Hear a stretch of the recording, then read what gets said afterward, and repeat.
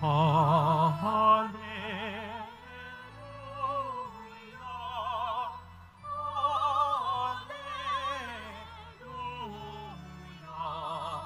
hallelujah, hallelujah,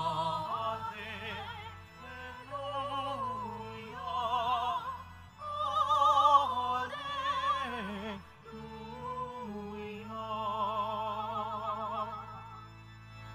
Dakila ang Amang mahal, Anak, Espiritong Banal, noon, ngayon, kailan pa man.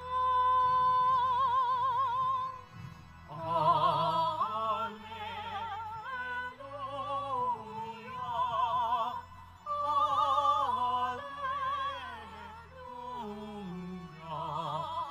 hallelujah, hallelujah.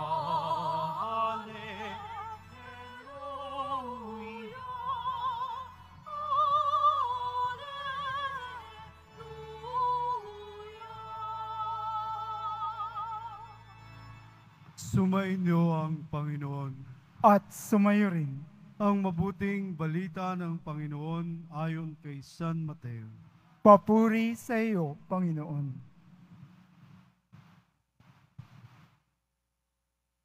Noong panahong yun, ang 11 alagad ay nagpunta sa Galilea, sa bundok na itinuro sa kanila ni Jesus. Nang makita nila si Jesus, siya'y sinamba nila. Bagamat may ilang nag-alinlangan, lumapit si Jesus at sinabi sa kanila, "Ibinigay na sa akin ang lahat ng kapangyarihan sa langit at sa lupa. Kaya humayo kayo at gawin ninyong alagad ko ang lahat ng bansa. Binyagan ninyo sila sa ngalan ng Ama at ng Anak at ng Espiritu Santo, at turuang sumunod sa lahat ng ipinag-utos ko sa inyo. Tandaan ninyo, ako'y laging kasama ninyo hanggang sa katapusan ng sanlibutan." Mga kapatid, ang mabuting balita ng Panginoon. Pinupuri ka namin, Panginoong Jesucristo. Magsiupo muna po ang lahat.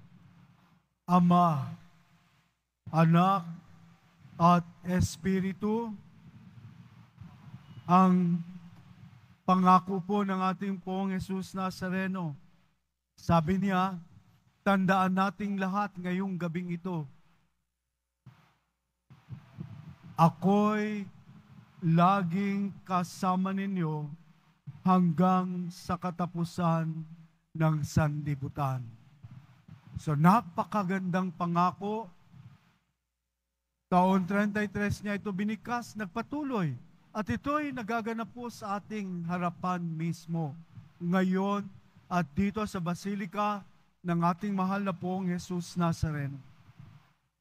Ama, Anak, at Espiritu, ang pagmamalay ng presensya nating lahat sa mga karanasang ating dinaraanan at nararanasan. Kaya't maganda po, mga kapatid, ilagay natin sa kaibuturan ng puso natin ang pangako na ito ng Panginoong Diyos. Ama, Anak, at Espiritu. Siya'y mananahan sa atin, siya'y patuloy na magpapagbigay ng mga biyayang ating kailangan. Sa pagdiriwang po at pagtitipon po natin ngayong gabing ito, ang tinatawag pong Trinity Sunday, ang santatlo na linggo ng pagdiriwang natin, ang pagdiriwang ng karanasan ng Diyos. Alam niyo po ba yung karanasan? Ang pagdanas ng banal na presensya ng Diyos sa ating buhay. Ang Diyos na kaakibat natin sa ating paglalakbay po dito sa mundong ibabaw, at lang lahat ng mga mabubuting gagawin po natin, ang lahat ng mga kasaysayan ng ating karanasan sa Diyos na ito, na nagkaloob ng kanyang sarili para sa ating lahat. Siguro sa daloy ng ating pamumuhay, ang karanasan natin, madali nating sabihin, sa mga panahon na maganda ang takbo ng buhay natin, nararanasan natin ang kapayapaan, kaligayahan, at ang mga peak moments natin, yung mga pinakaigting ng ating buhay, ay naroon ang isang pinakamalalim na pakikipag-ugnayan ng Diyos para sa atin. Kaya nga po mga kapatid, ang nilalantay, sabihin, ibinagawad ng Diyos ang lahat ng ito alang-alang sa atin. Ang pagkadanas natin ng mga bagay, ng mga kaligayahang dulot ng Diyos sa atin, na nakapagbibigay ng tunay na kaligayahan, na tanging Diyos lamang ang nakapagbibigay ng tunay na kaligayahan. Wala nang iba, kundi siya lamang. At wala nang iba pang mapaparisan na kung saan ay madudulutan tayo ng kaligayahan, kundi ang Diyos ang kaligayahan ng ating buhay. Kapag ito'y patuloy na mayroon tayong palagiang matinding pagmamalay ng presensya ng Diyos sa atin, araw-araw na ginawa ng Diyos sa atin, matinding pagmamalay ng banal na presensya na tayo'y tumutugon sa Kanya bilang pagbibigay ng Kanyang sarili sa atin, pagmamalay ng banal na presensya ng Diyos sa ating buhay na nagbibigay buhay, na nagbibigay ng lahat ng kasagutan sa lahat ng mga nagaganap sa ating buhay.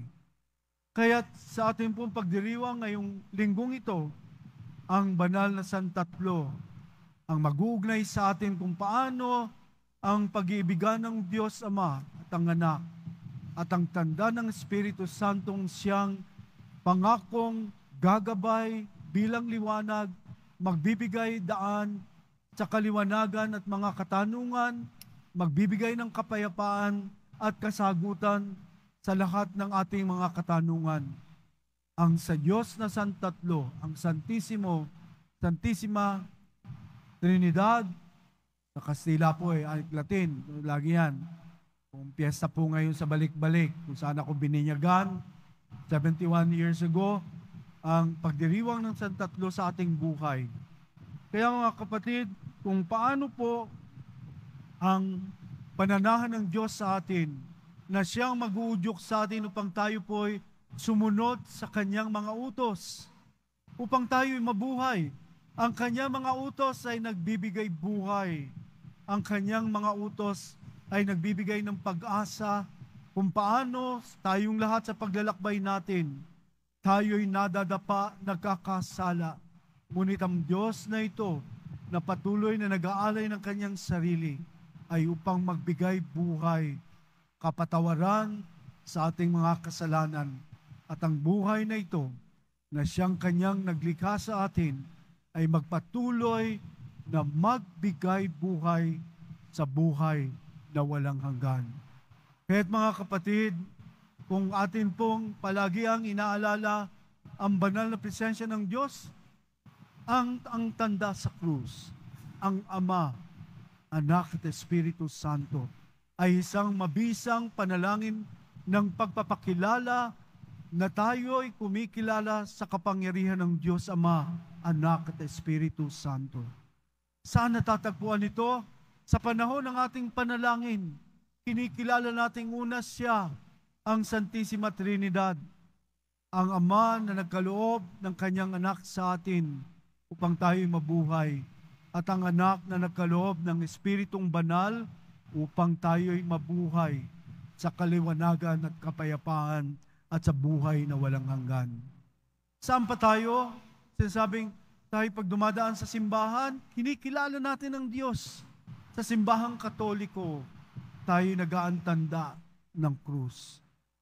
At kung tayo dadaan sa sementeryo, may indulhensya po na tinatanggap sa pagkilala sa mga namatay na mga kapwa natin na tuwing dadaan ng sementeryo, inaalala natin ang banal na Santatlo. At higit po sa lahat, sa pagdiriwang po natin dito mismo sa altar na ito, ay palagian po nating nakakatagpo ang banal na Santatlo. Ang ating special na pakiramdam sa misteryo ng Diyos, ang kanyang presensya mismo sa pagdiriwang ng banal na misa, sa kanyang katawan at dugo at sa paghahain sa Ama, at ang pagkunsad ng Espiritu Santo na kung saan ang mga kasaysayan ng ating buhay, ang Diyos na nagbibigay ng kanyang buhay, ang Diyos na nagbibigay ng kanyang sarili upang tayo'y pagkalooban ng buhay. Kaya nga po, ang pag-ibig ng Ama, ang pag-ibig ng Diyos Ama sa ating lahat sa paghahandog ng kanyang bugtong na anak na si Jesus.